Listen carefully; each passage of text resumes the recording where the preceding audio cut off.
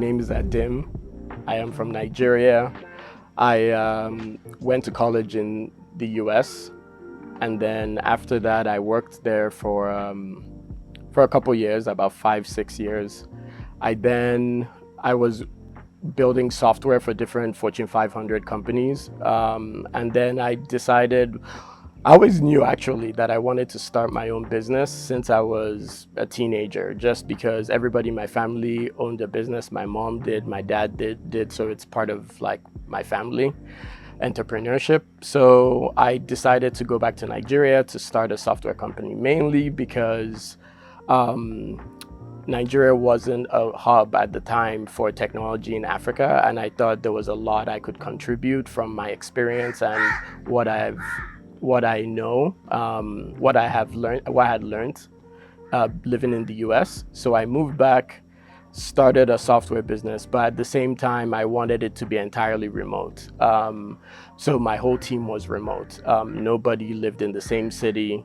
And that was very intentional because I wanted everyone to I wanted people to work to live. And it gives you authority over your own time. I felt 9 to 5s were traditional from the industrial age, and in an information age where we were all super flexible, I didn't see why we had to keep that standard. So that was my original idea of why I just wanted it to be remote, and it worked out. I started traveling frequently, mixing holiday and work. And then over time, I merged with an American company, which was also a fully remote company, which I'm a partner of now. So basically that allowed me to even be more flexible with my time and even go through wider time zones, because I had already figured out how to work a 6-hour difference working with them.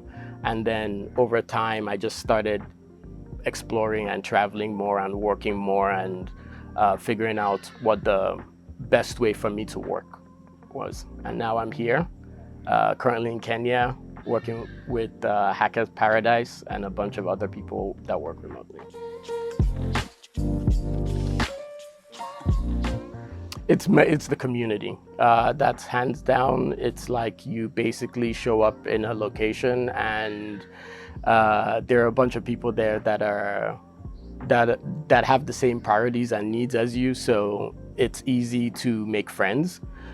They also have very similar lives, even though you all come from insanely different backgrounds, different countries. In a funny way, you have lots of similarities because of the lives you have. So really quickly, you make friends. And also, Hacker Paradise sets up co-working space for you. They find reliable internet, they find reliable working spaces. So you literally don't need to think about it. You just show up and you could literally open up your laptop the next day and start working without doing any serious research on the location. A lot of stuff. I try to find out like where my Airbnb or hotel is going to be in proximity to coffee shops or co-working spaces. I try to read reviews about the internet service provider, if the cell phone internet data on your cell phone and the SIM card you're going to get there is enough, or if you need to buy a dongle or something. I try to research basically that's for work, but I also try to research from where I'm living, the proximity to having fun on the weekends and in the evenings. So there's a lot of in-depth I don't want to say in-depth analysis, but there's a lot of in-depth calculations on transportation, location, logistics, infrastructure. So it's actually more complicated than just going on vacation where you're like fun and you have all the time in the world, because you really don't. So I do use a couple of resources, like Nomad List is a good one. It's basically a crowdsourced website of people living a remote life and documenting all the information they're finding. They basically tell you from if the place people speak English in the place to if they are if the kind of internet you need and everything. So yeah, it's definitely a lot of work.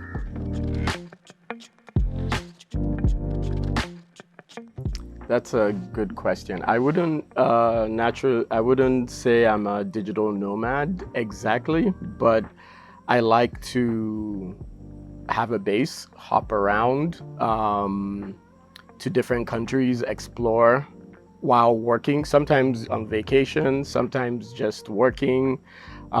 It depends on the country, it depends on the mood, it depends on what amount of free time I have. I kind of decide what the best, how to travel.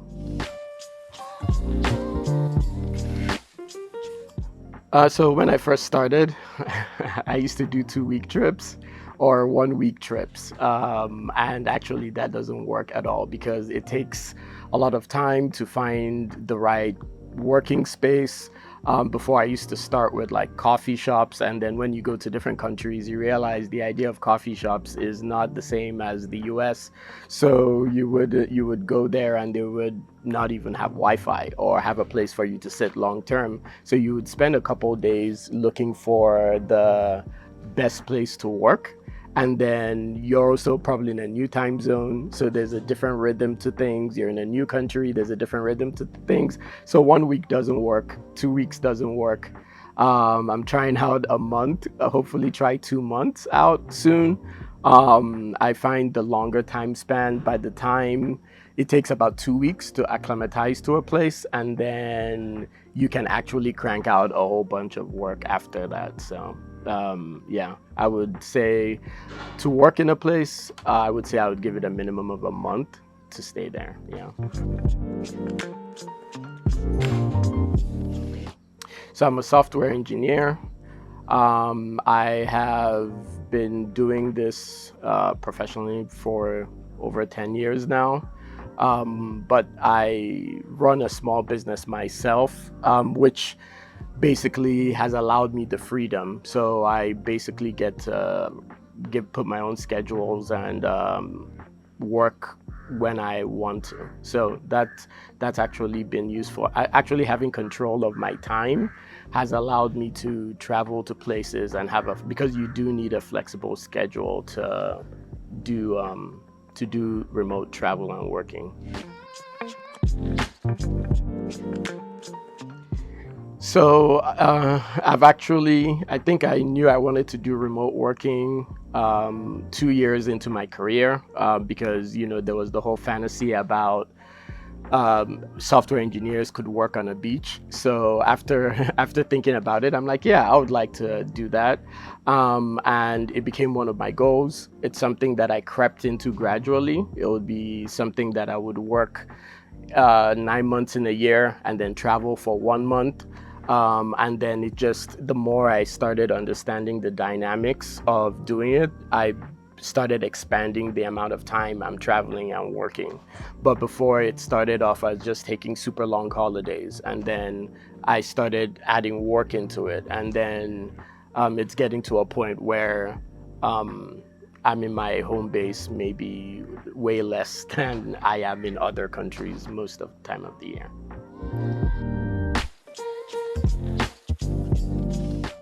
Favorite to work and travel, let's see. Kenya was definitely because I did the Hacker Paradise program where I was around other people that worked and traveled. That was very, very, that was the best work and travel experience I had because everybody was on the same kind of schedule. So, well, not schedule, but they had the same priorities. So everybody had to work at a certain time, and everybody also wanted to explore and have fun. So it was easy to balance that out as opposed to when I'm doing the trips by myself.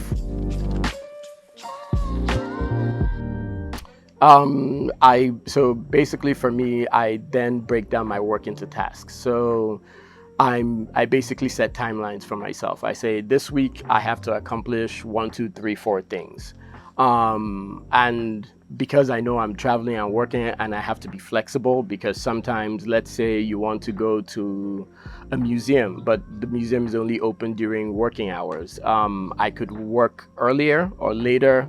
So basically, if I'm task based more than time based, I found that I could just focus on getting specific things done regardless of the time. I'm more flexible about my work hours, and just try to get it done, rather than, that I'm working between 9 to 5, like I would if I was traditionally going to an office.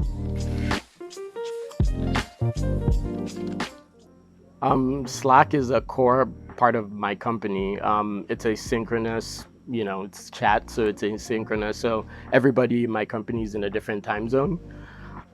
So when at any given point, there's like maybe 4 hours or 5 hours in the day where we're all awake at the same time. So we have to communicate, and like not, it's not, most of the time it's not synchronous like phone calls. So having chat apps like that focused on work is very useful. Besides that, like I use Slack, I use Asana for um, schedule, for capturing what tasks I need to do and giving other people tasks to do. Those are the nothing specific, nothing unique to working remotely. It's basically what you would use in an office, but you have to realize that it's not. The response times are going to be different when you're communicating through these apps.